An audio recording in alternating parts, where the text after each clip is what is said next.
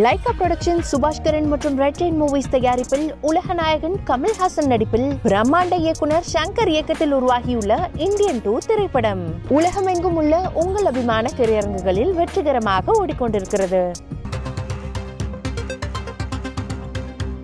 அண்மை செய்தியை பார்க்கிறோம். தமிழ் புதல்வன் திட்டத்திற்கு முதற்கட்டமாக 401 கோடி ரூபாய் நிதி ஒதுக்கீடு செய்து அரசாணை வெளியிட்டிருக்கிறது தமிழக அரசு.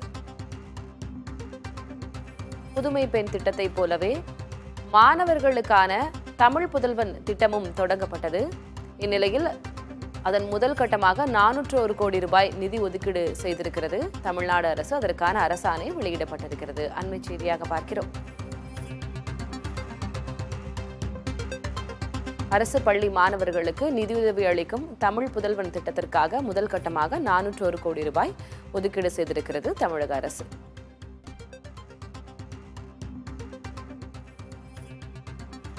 இதன் மூலமாக 3,20,000 மாணவர்கள் முதற்கட்டமாக பயனடைவார்கள் என்று தெரிவிக்கப்பட்டிருக்கிறது. கூடுதல் விவரங்களை வழங்குவதற்காக செய்தியாளர் ராஜ்குமார் இணைகிறார். ராஜ்குமார், முதற்கட்டமாக தமிழ் புதல்வன் திட்டத்திற்கு 401 கோடி ரூபாய் நிதி ஒதுக்கீடு செய்து தமிழக அரசு அரசாணை பிறப்பித்திருக்கிறது.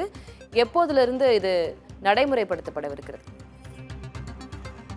திலகவதி, 2024-25 கல்வியாண்டு முதல் அரசு மற்றும் அரசு உதவி பெறும் பள்ளிகளில் 6 முதல் 12ஆம் வகுப்பு வரை படிக்கக்கூடிய மாணவர்களுக்கு தமிழ் புதல்வன் திட்டம் நடைமுறைப்படுத்தப்படும் என்று முதலமைச்சர் மு.க.ஸ்டாலின் ஏற்கனவே அறிவிப்பு செய்திருக்கிறார்.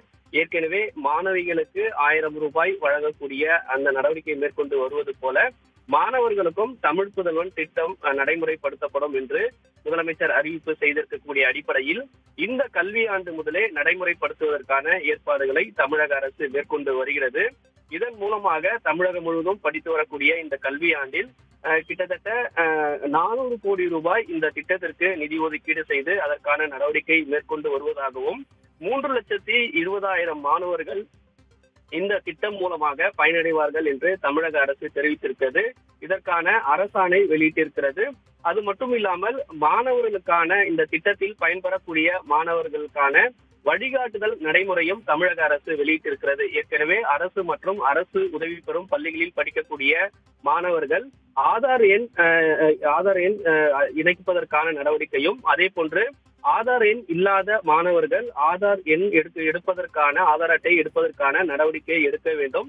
மேலும் ஆதார் அட்டை எடுக்க முடியாத சூழல் இருந்தால் கல்வி நிறுவனங்களே அதற்கான நடவடிக்கையை மேற்கொள்ள வேண்டும் என்று தமிழக அரசு அதற்கான வழிகாட்டு நெறிமுறைகளையும் உருவாக்கி இருக்கிறது. இதை கல்வித்துறை மூலமாகவும் கல்வித்துறை மற்றும் சமூக நலத்துறை மூலமாகவும் இணைந்து இதற்கான நடவடிக்கைகளை மேற்கொள்வார்கள் என்று அரசு தெரிவித்திருக்கிறது. எனவே அரசு மற்றும் அரசு உதவி பெறக்கூடிய பள்ளிகளில் படிக்கக்கூடிய மாணவர்கள் உயர்கல்வி செல்லும் பொழுது அவர்களுக்கு மாதம் 1000 ரூபாய் வழங்குவதற்கான நடவடிக்கை எடுத்து வருவதாகவும் 400 கோடி ரூபாய் நிதி ஒதுக்கீடு செய்து அதற்கான அறிவிப்பை அரசாணை வெளியிட்டிருக்கிறார்கள். இதை கல்வித்துறை, சமூக நலத்துறை உள்ளிட்ட அனைத்து துறை அதிகாரிகளும் இதற்காக ஒருங்கிணைக்கப்பட்டிருக்கக்கூடிய தலைவர் மற்றும் உறுப்பினர்கள் அதற்கான பணிகளை மேற்கொள்வார்கள் என்று அரசு தரப்பிலிருந்து தெரிவிக்கப்பட்டிருக்கிறது. திலகவதி, விவரங்களுக்கு நன்றி ராஜ்குமார்.